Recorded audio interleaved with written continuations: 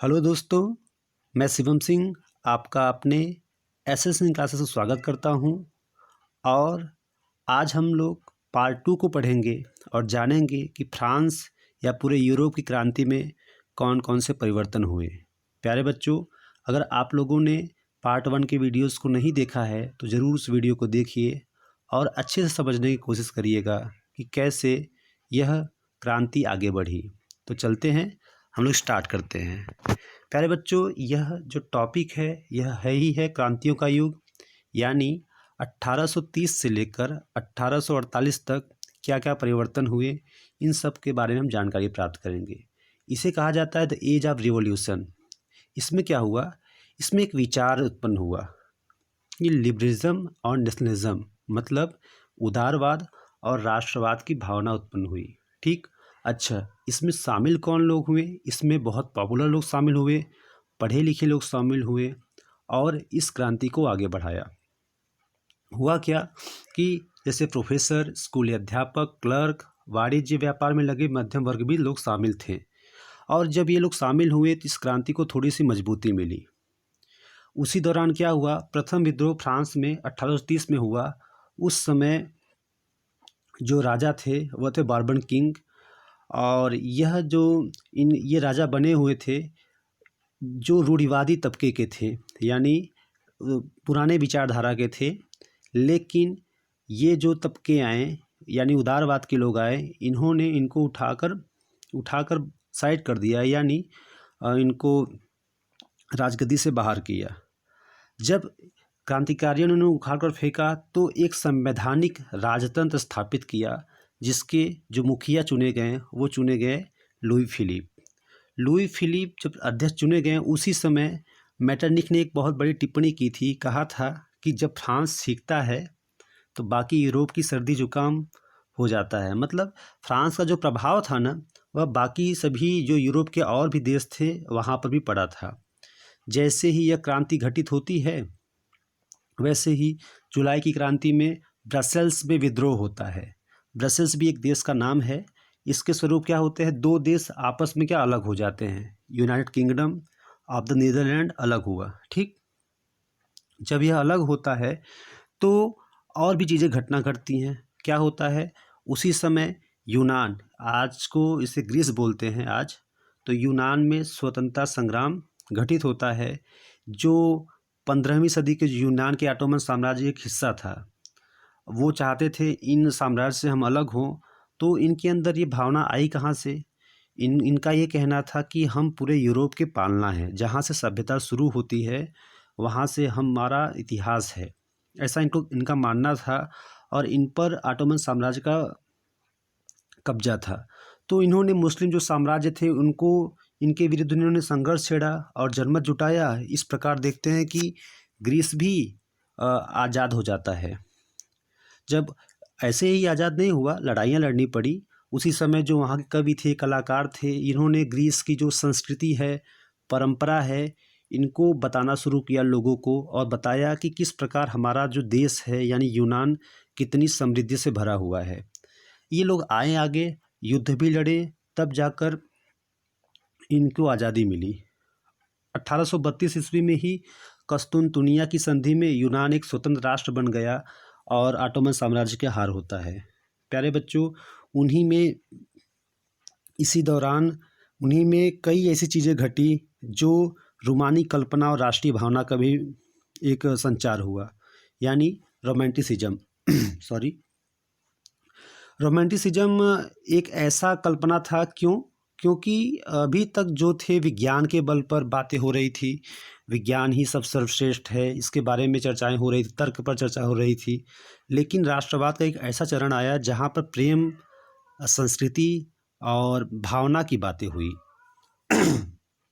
तो ऐसी स्थिति में वहाँ की जो संस्कृति हुई, महत्वपूर्ण भूमिका निभाई। यह सब क्या थे, रोमानी कल्पना ही थी, तो राष्ट्रीय भावना। अच्छा, इन लोगों को लगा कि अभी जो तर्क पर या साइंस पर बात हो रही थी, अब हमारे अतीत पर बात हो, यानी कला, हमारा जो भव्य विरासत है, काव्य, कहानी, किस्सा, ये सभी चीज़ें क्या हुई, भावनाओं को व्यक्त करना शुरू किया गया। और इसमें कई लोगों ने सहयोग दिया। और यह एक खास तरह का राष्ट्रीय भावना विकास किया। आप जानते हैं प्यारे बच्चों की भावना में बहुत ताकत होती है। और यूरोप में एक ऐसा चरण ये भी आया था जहाँ पर अतीत की भावना, जो बीते हुए जो समृद्धियाँ थी, परंपराएं थे, लोगों को बताना शुरू किया गया। और जो तर्क वितर्क थे उनको ख़त्म करके एक नया राष्ट्र बनाने की कोशिश की गई। तो आप देख सकते हैं कि कुछ ऐसे ही विज्ञान और जो महिमा मंडन उस समय आलोचना होती थी ना, जैसे उस समय विज्ञान के बारे में उनकी बड़ाइयाँ करने में, आलोचना करने में होती थी, अब उनकी जगह कौन ले लिया? भावनाएं ले ली। भावनाएं ली और क्या ली? अंतर्दृष्टि, रहस्यवादी भावनाओं पर जोर दिया गया। इससे क्या हुआ? राष्ट्र एक हुआ, राष्ट्र का आधार मजबूत हुआ। ठीक, यहाँ तक कि जो कुछ ऐसे दार्शनिक थे, योहान ग्रॉटफ्रीड, रूमानी चिंतक थे, उन्होंने दावा किया था कि जो सच्ची जर्मनी है वह लोगों में बसती है, और राष्ट्र में सच्ची आत्मा क्या है? लोकगीत है, जनकाव्य है, लोक नृत्य से प्रकट होती है। और वाकई में बात सही है कि कोई भी राष्ट्र हो, वह राष्ट्र का जो आत्मा होता है ना, वह संस्कृति होती है, परंपराएं होती है, और वहाँ का जो जो भी लोकगीत होता है, यह सभी जुड़े हुई होती हैं। और ये जो गॉटफ्रीड थे, इन्होंने ऐसा बताया और व्यक्त किया। ठीक है, इसलिए क्या हुआ? लोक संस्कृति और स्वरूप को एकत्र करना किया गया, और राष्ट्र निर्माण में जो भी चीज़ें आवश्यक थी उसे बताया गया, अंकित किया गया। प्यारे बच्चों, स्थानीय बोलियों पर बल दिया गया। जो जो बोली बोली जाती थी उसके बारे में बताया गया। लोक साहित्य एकत्र किया गया, लोगों को राष्ट्रीय भावना से जोड़ा गया। बल्कि आधुनिक राष्ट्र, जो राष्ट्र कैसा होना चाहिए, आधुनिक राष्ट्र, उसके बारे में लोगों तक पहुंचाना, ये सब बातें कहाँ थी? ये सब बातें छुपी हुई थी, लेकिन भावनाओं के तौर पर बाहर लाया गया, कविताओं के माध्यम से लोगों तक पहुंचाया गया। और जो पढ़े लिखे लोग नहीं थे उनको भी यह बातें बताई गई। ठीक, अच्छा, यह खास तौर पर पोलैंड पर लागू होता था, जिसका 18वीं सदी के अंत में रूस, प्रसा, ऑस्ट्रिया जैसी बड़ी शक्तियां ने विभाजन कर दिया था। प्यारे बच्चों, यूरोप आप जानते हो काफ़ी बटा हुआ ही था। एक तरफ फ्रांस, एक तरफ जर्मनी, एक तरफ पोलैंड। तो पोलैंड में क्या हुआ था? कुछ ऐसी शक्तियाँ थी जो काफ़ी पावरफुल थी, या पोलैंड को बांट दी थी, उनका अलग विभाजन कर दी थी, क्योंकि पोलैंड कमज़ोर था। लेकिन जैसे ही पोलैंड में यह रूमानी कल्पना का भाव उठा, संगीत क्षेत्र का भाव उठा, भाषा का भाव उठा, तो इससे क्या हुआ? लोगों के अंदर राष्ट्रीय भावना हुई, जीवित हुई। इससे लोगों ने क्या किया? संघर्ष करना शुरू किया, संगीत के माध्यम से लोगों का गुणगान करना शुरू किया अपने देश का। तो एक दिख रहे हो माजुरका जैसे लोक नृत्य, जब ये सब आए तो सब क्या हुआ? लोगों के जेहन में राष्ट्रीय प्रतीक में बदला। यानी जो अभी सोए हुए थे राष्ट्र के प्रति, इन लोक नृत्यों के माध्यम से, संगीतों के माध्यम से आगे आए, और इन्होंने अपने ही देश पर एक नया महत्वपूर्ण भूमिका निभाया विकास का। वो देश पोलैंड था। जैसे ही आगे बढ़ा, रूस जो कब्जा किया हुआ था उसे छोड़ना पड़ा। अच्छा, उस समय बलपूर्वक क्या था, जब दूसरा देश राज कर रहा था पोलैंड पर, तो जो वहाँ की भाषा थी उसे हटाकर अपनी भाषा लादने की कोशिश की गई। जैसे रूसी भाषा, रूस राज करता था पोलैंड पर, तो रूस अब जबरन अपनी भाषा को पढ़वाने की कोशिश करता था। ठीक है, तो इसके खिलाफ क्या हुआ? विद्रोह हुआ, और विद्रोह में क्या किया गया? यह कुचल दिया गया। अनेक जो लोग बेचारे सामने आए हुए थे पोलैंड के लोग, उनको भी मारा गया। लेकिन क्या कहते हैं ना, एक ताकत बनी लोगों के अंदर, और यह जनसमूह बड़ा हुआ, और जो भी राष्ट्र विरोधी थे उनको भी उनके लिए एक भाषा एक हथियार बन गया। एक भाषा कैसे हथियार बनता, देख रहे हैं ना, कैसे कोई देश के लोगों को इकट्ठा करता, यहाँ ये बता रहा है। चर्च में आयोजन किए गए संपूर्ण धार्मिक शिक्षा जो हुआ, उस समय पोलिश भाषा का इस्तेमाल हुआ। एक तरफ रूसी लोग पोलैंड के लोगों पर अत्याचार कर रहे थे, मार रहे थे, हत्याएं हो रही थी, और दूसरी तरफ क्या हो रहा था? पोलैंड पर के लोगों ने भाषा का ही अपना एक मजबूत हथियार बनाया। और उस समय ज़रा सोचो, जिसका राज हो उस समय, जो पोलिश भाषा हो, उससे चर्च में प्रार्थना करना बहुत बड़ी बात थी। और हुआ भी ऐसा। जो भी जिन लोगों ने इस पोलिश भाषा में चर्च में प्रार्थना किया, रूसी लोगों ने क्या किया? पकड़कर जेल में डाल दिया, और उन्हें कड़ी सज़ा देते हुए साइबेरिया भेज दिया गया। प्यारे बच्चों, जो साइबेरिया है ना, ये बहुत ठंडी वाला इलाका है, बहुत ठंड रहता है। उस समय ऐसा था कि जो भी गलत करता है या राजा के खिलाफ काम करता है, उनको साइबेरिया में ही भेजकर मार दिया जाता था। लेकिन चीज़ें खत्म नहीं होती है। पोलिश भाषा रूसी प्रभुत्व के विरुद्ध संघर्ष के रूप में प्रतीक बन गया। मतलब एक चीज़ें जिसे दबाने की कोशिश कर रहा था रूसी लोग प्रभुत्व, अब वह दबा नहीं पाया और धीरे धीरे लोगों तक ये बात पहुंच गई। प्यारे बच्चों, आप अपने ही बुक में देखेंगे तो इसमें कुछ लोग ऐसे थे जैसे ग्रीम बंधुओं की कहानी, लोक कथाएं और राष्ट्र निर्माण, इन्होंने बहुत बड़ी भूमिका निभाई। ये छोटे से ही थे, तब से ही क्या लोक संस्कृति, लोक काव्य, कहानियाँ, कविताएं इकट्ठा करना शुरू किया। जब देश में स्वतंत्रता की बात आई, जब आंदोलन छिड़ा, तो यही कहानी इनके लिए बहुत काम आई और काफ़ी कुछ जर्मनी में बदलाव किया। प्यारे बच्चों, उसी समय एक दौर आता है और वो दौर आता है क्या? भूख, कठिनाइयाँ और जन विद्रोह। क्या था उस समय, उस दशक में इतना अधिक यूरोप में कठिनाइयाँ आ गई कि पूरे यूरोप में सबसे बड़ी बात क्या रही, जनसंख्या में अभूतपूर्व वृद्धि हुई। यानी जहाँ पर लोगों की वृद्धि अलग होगी अधिक, तो वैसी स्थिति में क्या होगा कि बेरोजगारी भी ज़्यादा बढ़ेगी। उस हिसाब से काम तो थे नहीं। जितने भी लोग नौकरी के ढूंढने के चक्कर में क्या हुए, सभी लोग बेरोजगार थे, नौकरी पा नहीं रहे थे। जो भी ग्रामीण लोग थे वो शहरों की तरफ बढ़ना शुरू किए कमाने के लिए। तो ऐसी स्थिति में क्या हुआ कि चीज़ें काफ़ी कुछ बदला। और इस समय क्या था कि जो इंग्लैंड था, यूके था, वहाँ पर जो मशीनें थी वह सस्ते कपड़े की मशीनें थी। और बाकी जो फ्रांस था, जर्मनी था, पोलैंड था, यहाँ पर क्या था, हाथों से बनता था। देखा जाए तो जो वहाँ की इंग्लैंड की मशीनें थी वह सस्ते कपड़े बनाकर लोगों को बेचती थी, और ये लोग हाथों से बनाते थे लेकिन महंगे, और बहुत समय में बनता भी था। इससे क्या हुआ, जो कंपटीशन था ना वो बिल्कुल फीका पड़ गया, यानी उसके आगे कोई टिक ही नहीं पा रहा था। ऐसी स्थिति में काम नहीं मिल पाया तो लोगों में क्या हुआ, एक तरीके से बदलाव हुआ, लोग उग्र हुए। और उसी समय क्या हुआ, इंग्लैंड पूरा औद्योगिकरण का बिल्कुल स्तर बहुत ऊंचा था। ठीक, अच्छा, जो भी मुख्यतः उत्पादन थे वो क्या हुए, बिल्कुल छोटे थे और इसके सामने टिक नहीं पाते थे, इंग्लैंड के सामने। अच्छा, इसमें ही कई चीज़ें क्या हुई कि यूरोप में उन इलाकों में जहाँ कुलीन वर्ग यानी जो अमीर लोग थे सत्ता में थे, और जो किसान लोग थे, इनके जो बोझ तले दबते चले गए अमीरों के। ऐसी स्थिति में क्या हुआ, जो खाने पीने की चीज़ थी उसकी मूल्य बढ़ने शुरू हुआ, फसल खराब हो गई, बारिश नहीं हुई, और गाँव में व्यापक गरीबी फैल गई। और यह गरीबी एक संघर्ष का रूप लिया, किसानों का संघर्ष। आप देख रहे हैं ना इस डायग्राम में, आप अपने बुक में देखेंगे तो यही बना हुआ है, आपका बुक ही है यह।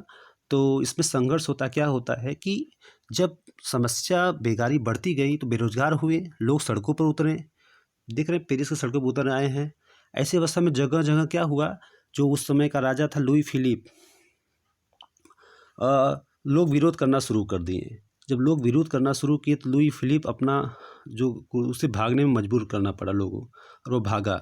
उसी समय क्या हुआ, राष्ट्रीय असेंबली ने गणतंत्र घोषणा करते हुए 21 वर्ष के ऊपर सभी वयस्क पुरुषों को मताधिकार प्रदान किया और काम के अधिकार को गारंटी दी। मतलब इसका क्या होता है, जब लुई फिलिप भागा तो उस समय जानते उदारवादियों का एक चरण था, पढ़े लिखे लोगों का। तो उन्होंने जो चीज़ें नहीं थी, जो चीज़ें मतलब अधिकार प्राप्त नहीं था, सबको अधिकार मिला वोट देने का। जब लुई फिलिप मजबूरन भागा तो उस पर किसी न कोई कब्जा तो करता ही। अच्छा, लोगों को ये गारंटी दिया गया रोजगार कि सबको काम मिलेगा, कारखाने में काम करने के लिए मिलेगा, ताकि लोगों की गरीबी दूर हो।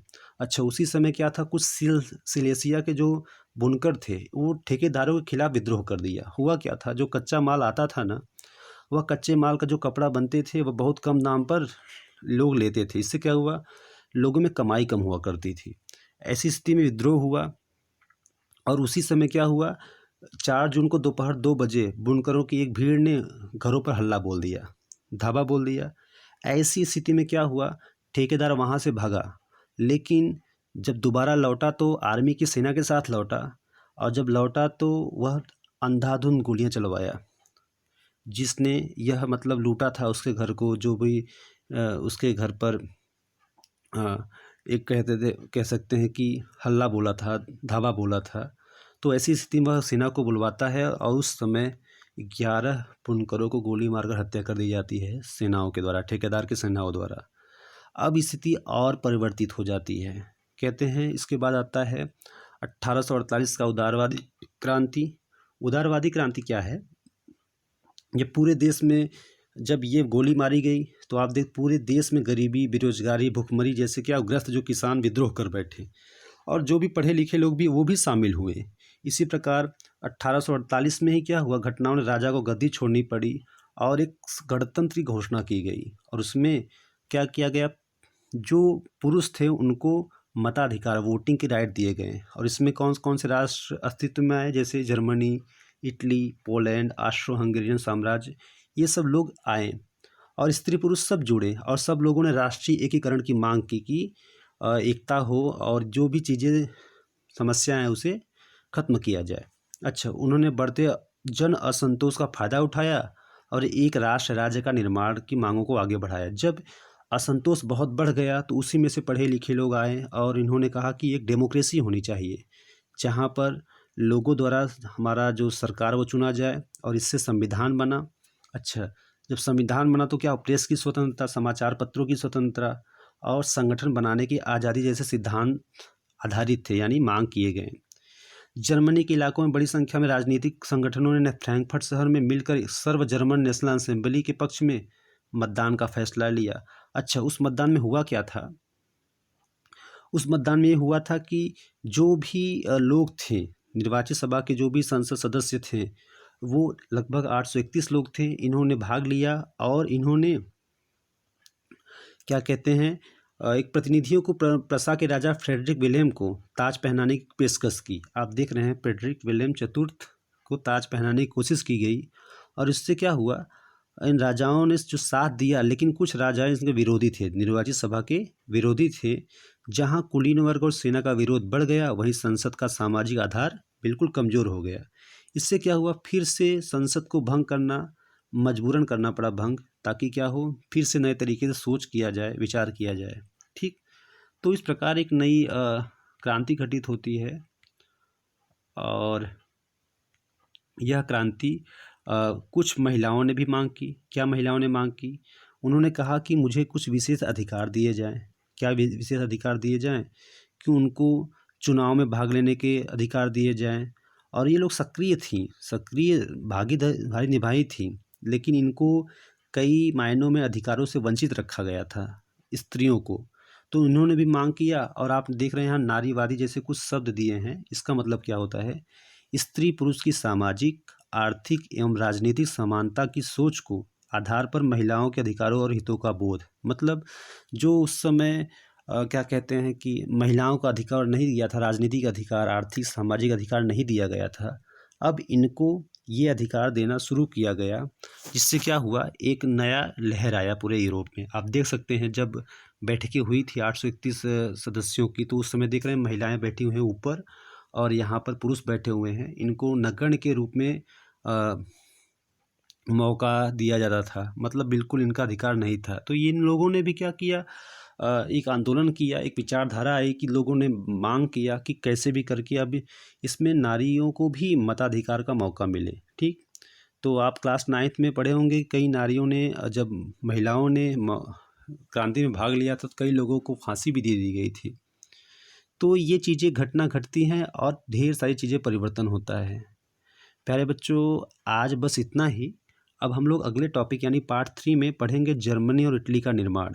जब इसे और अच्छे तरीके से जानने की कोशिश करेंगी कि और चीज़ें क्या क्या परिवर्तन हुई पूरे यूरोप में। तो आज के लिए इतना ही, धन्यवाद, थैंक यू सो मच। तो आप ज़रूर हमारे वीडियो को लाइक करिए, सब्सक्राइब करिए और शेयर भी करने का मौका न गंवाएं। तो धन्यवाद।